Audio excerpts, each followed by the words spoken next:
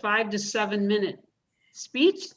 It is level 3 from Project 10 from the Engaging Humor Pathway. It is designed to inspire your audience. The title of her speech is "Don't Tell Me What to Do." But first, Lauren won't tell you what to do. So you need to raise your hand if you want her to give this speech. Everybody? Of course we want her to give this speech. Okay. Lauren Sitzman, don't tell me what to do. Thank you, Highness, Sheila. You shouldn't eat that. You have to exercise more. You need to lose weight. You shouldn't stress so much. How often are you being told what to do? Maybe by a doctor, significant other, or a parent? I know what you're thinking. Don't tell me what to do. Being told what to do pushes us to do the exact opposite. How often do you tell others what to do? It can be hard to resist, especially when it comes to our loved ones. Now, think of someone in your life who needs to make a change. Instead of telling them what to do, I want to introduce a strategy for you to use called motivational interviewing. As a health coach, I use motivational interviewing with my clients to better understand their needs and guide them to make a change. There are 4 basic steps to understand. 1, identify change talk and sustain talk. 2, find the why. 3, collaborate and problem solve. And 4, ask permission. First, I want to start with the scenario of what it looks like when I try to tell someone what to do. Let's imagine Nate is my client and he says to me, "Lauren, I really need to exercise more, but I don't have any time." Yes, Nate, exercise is important. You should try scheduling it in the morning. No, that won't work.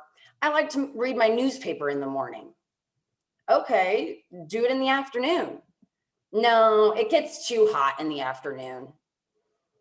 As you can see, telling someone what to do can lead them down a rabbit hole of excuses and more resistance to change.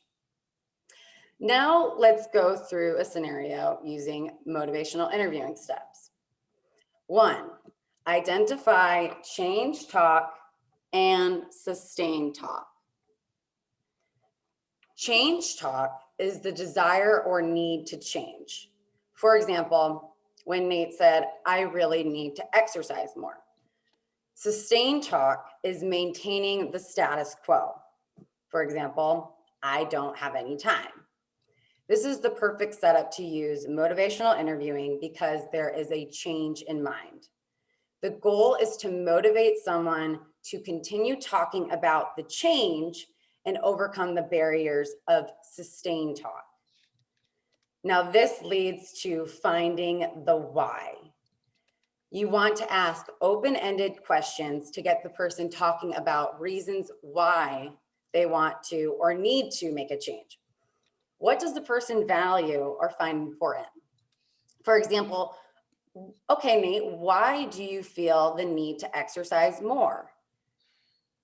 Well, I'd like to explore and be active when I travel on vacation. The more the person talks about the why making the change is important, the more likely they are to stick with it. Motivational interviewing focuses on the person's individual needs rather than what I think they need. People typically know what they need to do. It's a matter of evoking out of them what is important. This goes to the next step. After you identify the why, collaborate and problem solve. This can help the person discover opportunities that are sitting right in front of them. For example, what types of activities do you enjoy doing? How have you been successful in the past with exercise? Well, my wife and I were going on walks every night, but I don't have time for that anymore. Okay, what do you have time for? What needs to change in order to have time for this? I suppose we have time on the weekends to walk. By continuing to explore with more thought-provoking questions, this allows the person to come up with the answer to the problem. If I try to give the answers, the person doesn't learn how to solve the problem and can continue coming up with excuses. Motivational interviewing is a collaborative partnership between you and the person you want to help. It relies on the person being the expert of their own life and you guiding them along the way. And lastly, ask permission before giving any unsolicited advice. We hate solicitors. If the person responds, "I don't know," or continues to struggle for an answer, offer more information on the subject. For example, "I know this is not easy for you. Would it be helpful if I sent you more resources on exercise?" This allows for the person to continue making decisions and be the one in control. Motivational interviewing can be used with anyone or in any setting, not just health coaching. I just gave you a sneak peek so you can practice with people around you. It takes a lot of practice. If someone comes to you with a problem or needs to make a change, instead of telling them what to do, listen for change talk, overcome sustain talk, explore why it's important to them, collaborate to come up with a plan for change, and always ask permission before giving any advice. It takes a little bit more listening and patience, but the results will be worth it. Making a change is not easy. People can be difficult, and nobody wants to be told what to do. Motivational interviewing makes it easier to communicate with others and help them be successful in making a sustainable change. Your Highness.